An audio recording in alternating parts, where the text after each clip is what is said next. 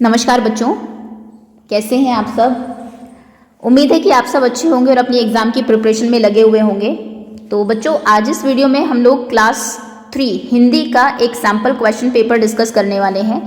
जिस तरीके से आपका इस बार पेपर आएगा उसके बेसिस पर एक सैम्पल पेपर भेजा गया है, जिससे कि बच्चों को पता लगे कैसे उनको प्रिपरेशन करनी है।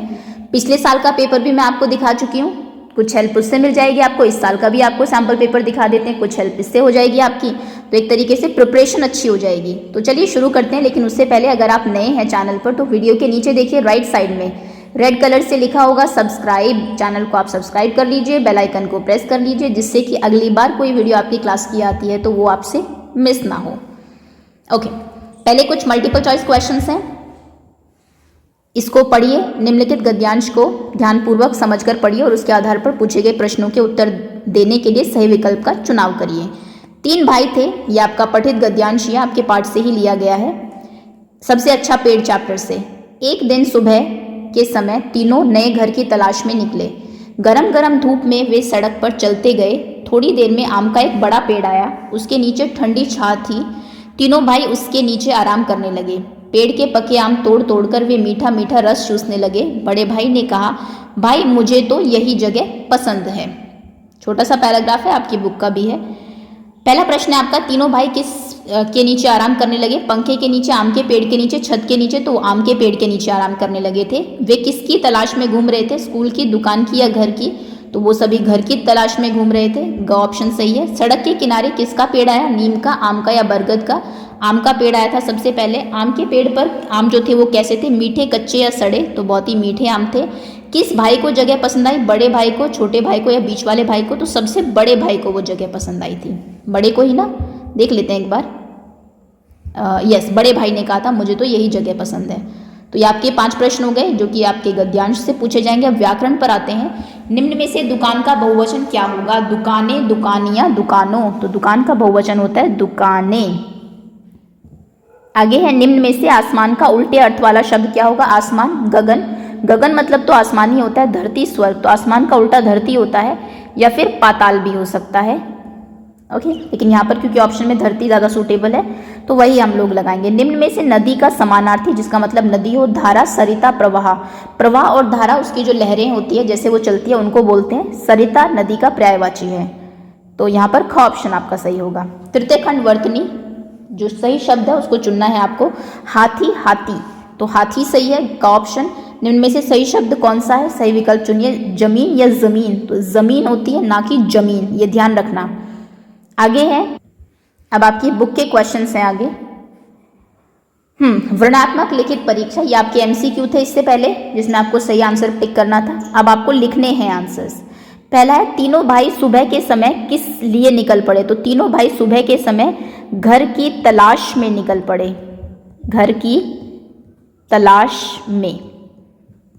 आगे है, झोपड़ी वाले बूढ़े ने क्या इलाज किया? तो झोपड़ी वाले बूढ़े ने झाड़ फूंक का इलाज किया। उसने कोई दवाई तो दी नहीं थी, सिर्फ झाड़ फूंक की थी। गांव वाले किस जंगली जानवर से डरते थे? तो गांव वाले बाघ से डरते थे, मीरा बहन वाले पार्ट में। मीरा बहन ने कहाँ और कौन सा आश्रम स्थापित किया? ये बहुत इंपॉर्टेंट प्रश्न है, बहुत बार रिपीट हो चुका है, पिछले पेपर में भी आपने देखा होगा। तो मीरा बहन ने गेवली गांव में, गेवली गांव था में जो कि उत्तर प्रदेश में है, में गोपाल आश्रम की स्थापना की थी। कौन सा आश्रम पूछा गया क्योंकि, तो गोपाल आश्रम। लिखा नहीं जा रहा है यहाँ पे, चलिए ठीक है, आश्रम। चलिए 15वां प्रश्न है, रोटी बनाने में कौन कौन सी चीजें इस्तेमाल होती है? 4 चीजों के नाम लिखिए। रोटी बनाने में इस्तेमाल होने वाली चीज है चिमटा, तवा, बेलन, चकला और एक बर्तन भी जिसमें कि आप आटा गूंथते हैं। ये 4 चीजें। रचनात्मक लेखन पर आते हैं। प्रिय विद्यार्थियों, नारियल के पेड़ के बारे में 2 वाक्य लिखिए। तो नारियल के पेड़ से हमें नारियल मिलते हैं जिनके अंदर पानी, बहुत मीठा पानी होता है। नारियल के फल के अंदर मीठा पानी होता है, जो कि सेहत के लिए भी बहुत अच्छा होता है। दूसरा, सेकंड पॉइंट, नारियल के जो रेशे होते हैं, नारियल के फल के ऊपर उसके रेशे होते हैं, नारियल के रेशे से रस्सियाँ, चटाइयाँ आदि बनाई जाती है। रस्सियाँ, चटाइयाँ आदि बनती है। तो ये 2 वाक्य है, ये 2 यूजफुल चीज़ें हैं नारियल के पेड़ के बारे में। बाकी आप चाहे तो ये भी लिख सकते हैं, बहुत लंबा होता है, उस पर चढ़ना बहुत कठिन होता है आदि। आगे आते हैं। आगे प्रश्न है, प्रिय विद्यार्थी आपने जो भी यात्रा की हो उसके बारे में 2 वाक्य लिखिए। पहले तो आप लिखिए कि आपने कहाँ की यात्रा की है। मैं एक बार मैं अपने परिवार के साथ कहाँ गया था। चलिए मान लीजिए आप आगरा लिखते हैं, अपने परिवार के साथ आगरा की यात्रा पर गया था, गई थी, या फिर वहाँ पर आपने क्या देखा, वहाँ पर मैंने एक सुंदर इमारत ताजमहल देखी।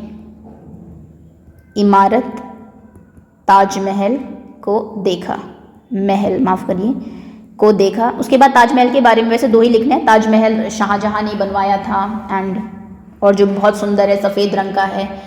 ये सब चीज़ें आप लिख सकते हैं। अगला प्रश्न है, प्रिय विद्यार्थियों अपने प्रिय खेल के बारे में 2 वाक्य लिखिए। एक वाक्य में तो यही आ जाएगा कि मेरा प्रिय खेल कौन सा है।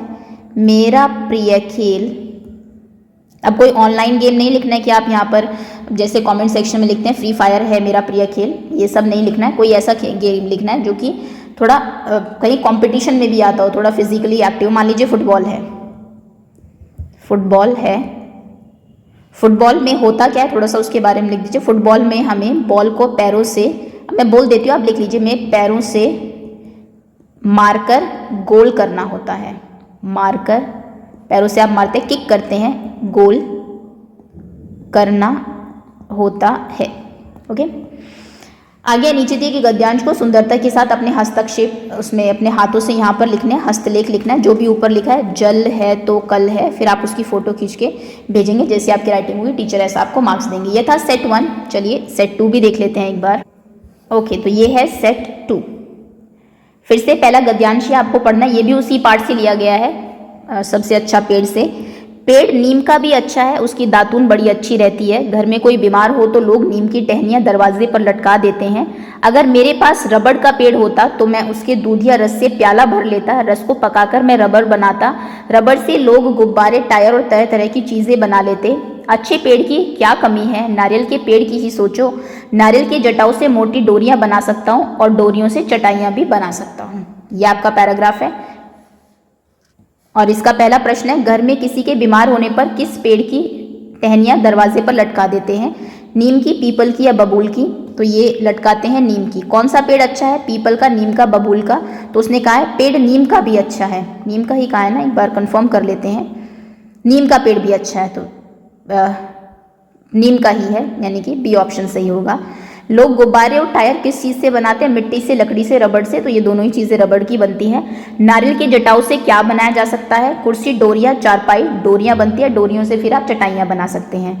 नीम की क्या चीज़ बड़ी अच्छी रहती है, नीम की दातून बहुत अच्छी रहती है। वैसे लकड़ी और छाल भी अच्छी है, लेकिन जो आपको सेंटेंसेस में दिया हुआ है वो आपको यहाँ पर लिखना है, उसमें आपको दातून दी हुई है। ओके, आगे है अब कुछ व्याकरण के क्वेश्चंस हैं। जैसे लुहार का स्त्रीलिंग लुहारी होता है, वैसे कवि का स्त्रीलिंग क्या होगा। कवियत्री, कवियत्री या फिर कवियत्री। कवियत्री होगा ये तो कंफर्म है, लेकिन स्पेलिंग कौन सी सही है, कवियत्री। यहाँ पे छोटी की मात्रा, त्रा पे बड़ी की मात्रा। जैसे उंगली का बहुवचन उंगलियां होता है, तितली का क्या होगा, तितलियां। ल पे छोटी की मात्रा, बड़ी की मात्रा, और या पे चंद्र बिंदु। इस वाक्य के अंत में कौन सा विराम चिन्ह आएगा। क्या तुम बाजार जाओगे, तुम प्रश्न पूछ रहे हो तो प्रश्नवाचक चिन्ह आएगा। ऑप्शन आपका ग सही होगा। वर्तनी देखते हैं कौन सा शब्द सही है। आकाश में श आता है, शलजम वाला। दूसरा सही है रोज या रोज, तो ये होता है रोज, रोज, रोज, रोजाना, ज।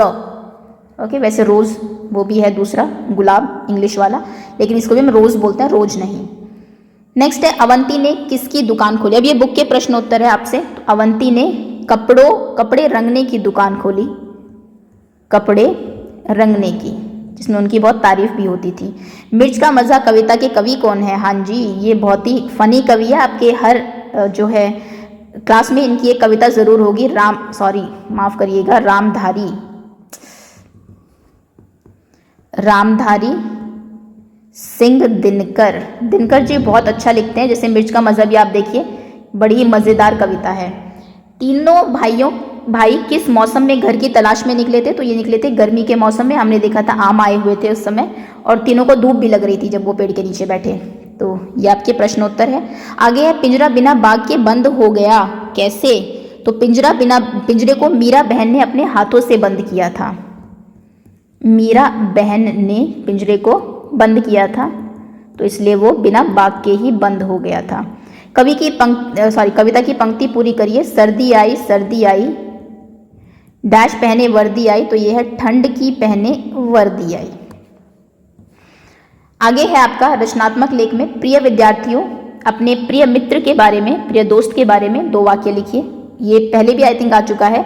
मेरे प्रिय मित्र का नाम, पहले नाम बताएंगे आप। मित्र का नाम क्या है? मान लीजिए राशि है। वह पढ़ने में बहुत होशियार है। वह कक्षा में हमेशा अव्वल आती है, आप ये भी लिख सकते हैं। वह सबकी मदद करती है।